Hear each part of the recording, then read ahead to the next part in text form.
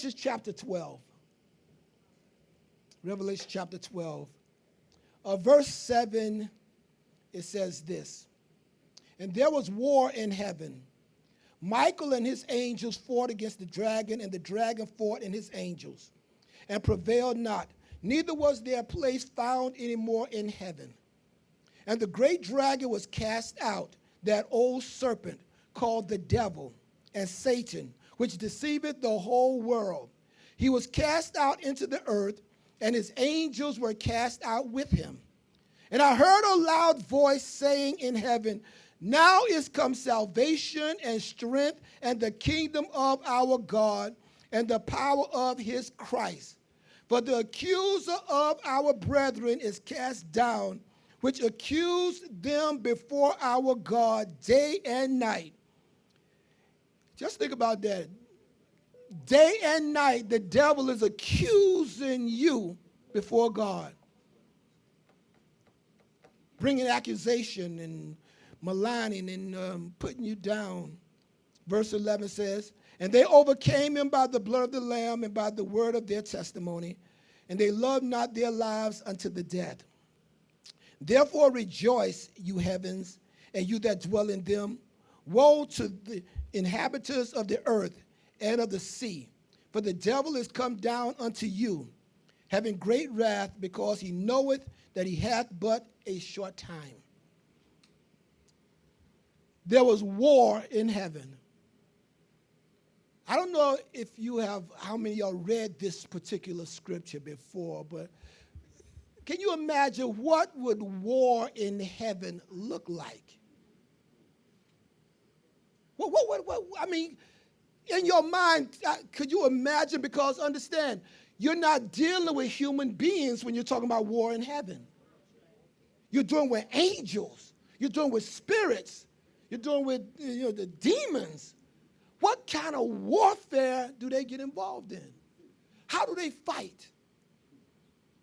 How do they exchange blows? How do they annihilate their opposition? It's interesting. War in heaven. I mean, just the thought that there's war in heaven. Because our expectation in heaven is a place of peace, a place of harmony, a place where God is sovereign and he rules without any question to his supremacy. But we have here where it says there was war in heaven. See, the purpose of war is to remove someone from occupied territory. It is to unseat a ruling power or dignitary.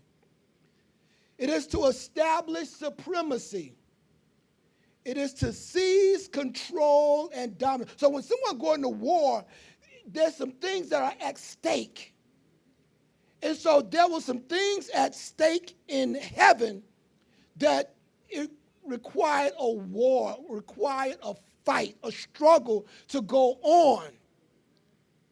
Finally, another purpose of war is to expel someone from where they no longer belong. How many of y'all been in war? Yeah, come on, y'all. Y'all go through war almost every day. Some of y'all going home and it's a battle. Some of y'all got war going on within yourself. There's a battle going on in your mind, in your heart. There's a struggle. There's a fight going on. We're going to look at this dealing with the devil at this part of the series. And I'm only going to be able to deal with one aspect of it today. I'll pick up the other aspect of it next week, because I want to really hone in on this war in heaven and what's actually going on as part of this series dealing with the devil, because many times we do not seriously consider the devil. We don't think much about him. We don't ponder his activity and his actions and his interaction in our lives and his activities. We don't consider the forces that work along with him. So we want to pull the cover back. We want to expose some activities and things that's going on up in heaven that deals with you, that deals with me, that deals with all of us. And as we are aware of this, it hopefully will make us more conscious of how we're responding to the things that's impacting our lives, the decisions that we're making, the choices that we are selecting, the relationships that we're in, the activities, our future, our purpose, our calling. Let's look at this. So why is there war in heaven? Because we all believe it's a settled matter. Well, there's some things that are settled already. In Isaiah chapter 14, the first reason that there was a war in heaven is the rebellion against the throne of God and the authority and sovereignty of God. Isaiah chapter 14. I'm going to read verse 12 through 15, and here's how it reads. How art thou fallen from heaven, O Lucifer, son of the morning? How art thou cut down to the ground, which didst weaken the nations? For you have said in your heart, I will ascend unto heaven. I will exalt my throne above the stars of God. I will sit also upon the mount of the congregation in the sides of the north. I will ascend above the heights of the clouds. I will be like the Most High. Yet you shall be brought down to hell, to the sides of the pit. This is the first reason for the war in heaven. The war that has already taken place, because there was one war that happened already. But there's another war that's going to happen, which is in Revelation chapter 12, verse 7. That is a different war than the war. Well, Satan, understand this here, was a chief angel, archangel. He was a prominent angel there in heaven. Of all God's creation, he was probably him and Michael. Michael probably was above him, but Satan was this is what his designation was. He was the covering cherub for the throne of God. And what that means is that other angels did not approach the throne of God, that they come through really the son of morning. I can't call him Satan because he wasn't Satan at that time. He wasn't the devil at that time. In his original form, he was the son of morning. That was he was born beautiful. I didn't record it on our sheets, but in Ezekiel chapter 14, it gives a description of Satan, Lucifer actually, and it talks about the beauty of all the jewels that was in him. And not only the beauty of him, but the fact that he had pipes inside of him.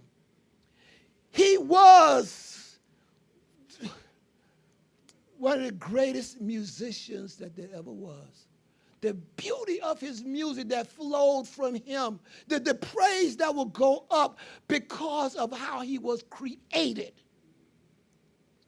And so, but because of his beauty, because of the position that God gave him, all of a sudden pride rose up in him.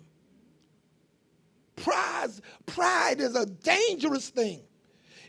Matter of fact, it is the most dangerous thing to you, pride. It is the means in which the devil, the serpent, was able to get access to Eve and Adam through pride. So when you find someone that's constantly saying, I, or me, or mine,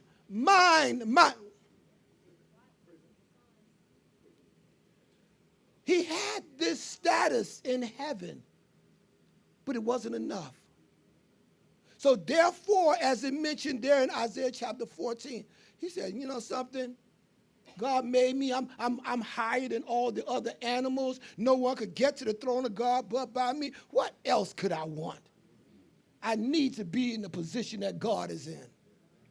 And so then he caused a rebellion amongst the angels. You talk fools?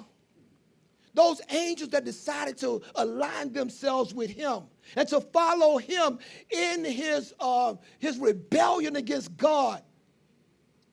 But God knew how to put it down.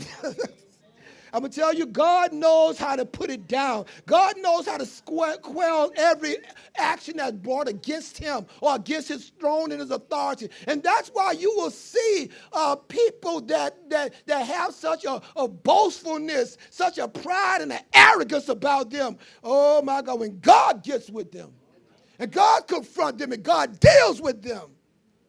I'm going to tell you, you do not want to have an arrogant attitude when it comes to God. Humble yourself before God.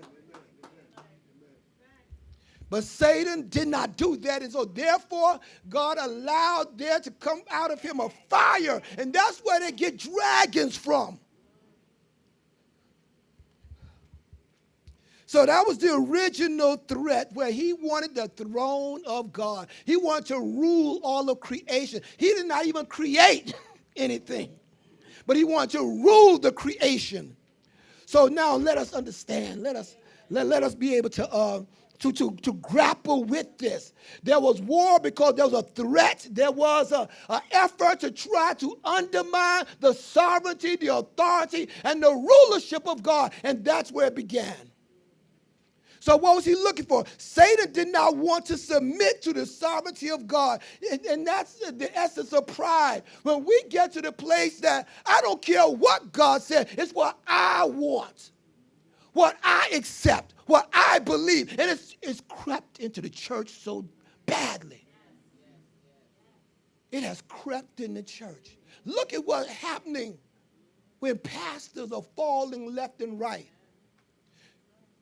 The greatest threat, or people in threat in the church is the preachers and the musicians. They are under the greatest threat because they have the greatest influence.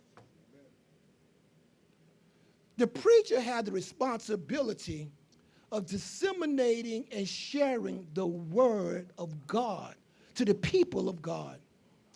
The musicians have the responsibility of creating an atmosphere for the people to enter into worship God. If any one of them ever get to the point of thinking it's about them, that becomes a problem. And so Satan understands that. And that's why you go throughout the scriptures. And in today's society, one of the things that is so prominent is the fall of preachers. This year has such a tremendous impact of prominent preachers. I'm not talking about preachers that are insignificant, preachers that are nothing. I'm talking about preachers that have tremendous congregations, tens of thousands of members, many campuses, have tremendous extension on social media platforms, and things are being brought up that are now causing them to have stepped down or being put down. In music, look what's going on in gospel music. The things that's happening in gospel.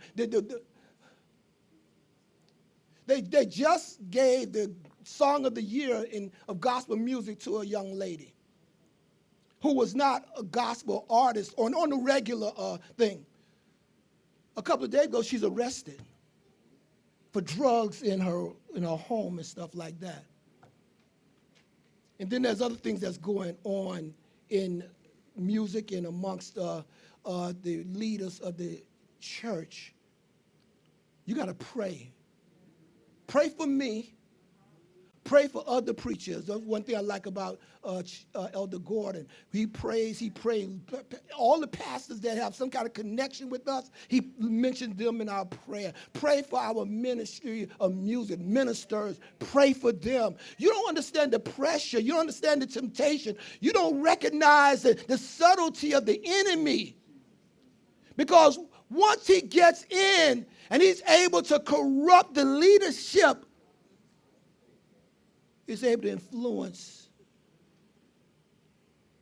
So Satan did not want to submit to the sovereignty of God. And one of the things that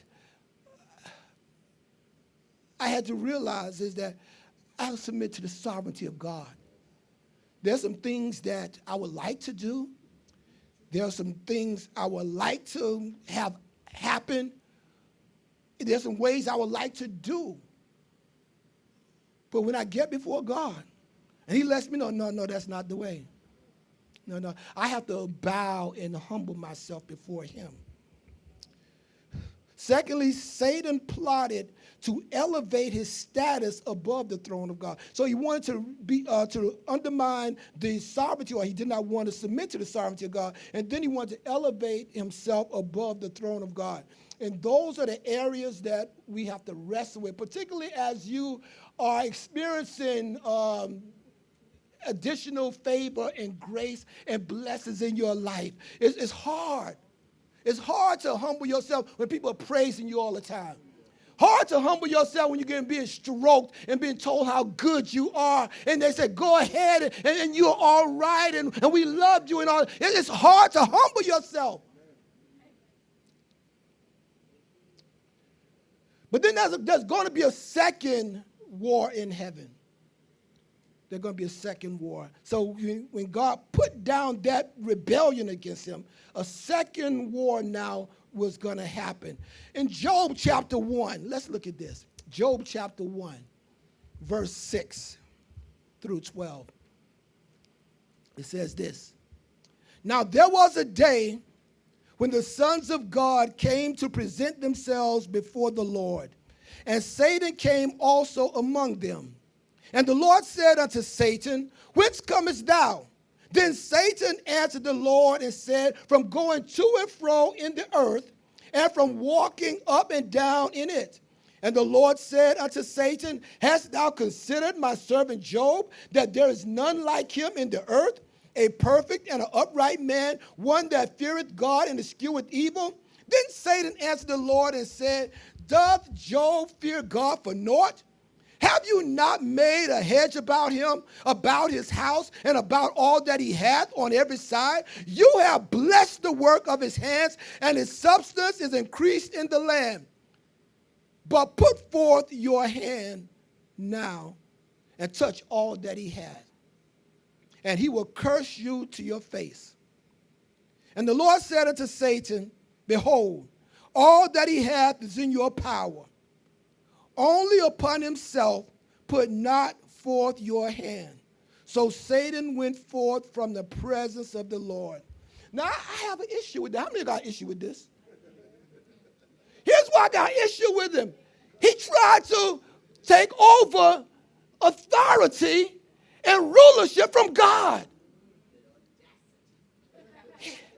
He's saying, he said, I want your place. I want to rule the way you created. But now he's here just going before God like nothing happened. Like everything is all right. And then he brings up, when God asked him, what you been doing? I've just been roaming around. God knew what he was all about. He understood. Have you considered my servant Job? Have you considered my servant Mother Peterson? Have you considered my servant Deacon Henry? Now, God don't use those titles, so. Have you considered my servant Brother Clive? Have you considered my servant? Every last one of you. When Satan is doing his exploration throughout the earth, because you are a child of God, he's given permission. See, this is what was going on. See, Satan still have access to the throne of God to accuse the saints. Even though he lost the battle about rulership of heaven, he still had access to heaven. Some of you parents understand that. When your child wants to rule the house, and you put them, you put them in their place, but they still got access. They say, that's my room. And they slam the door until you tell them, oh, really? And you take the door off the hinges.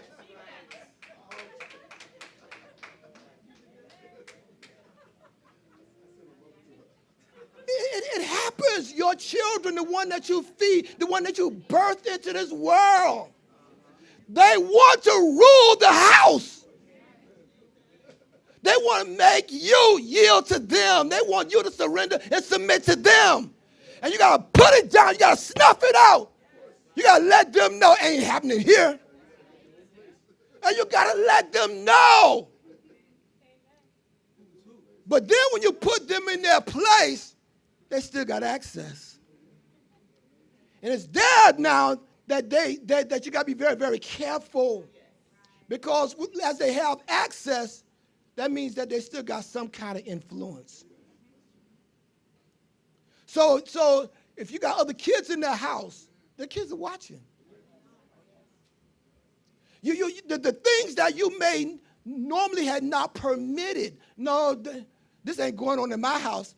All of a sudden, my mother, listen, my mother, when we she was older. Matter of fact, my sister was out of the house, but they, would come over for dinner and stuff like that. Now, my mother is an old-time saint.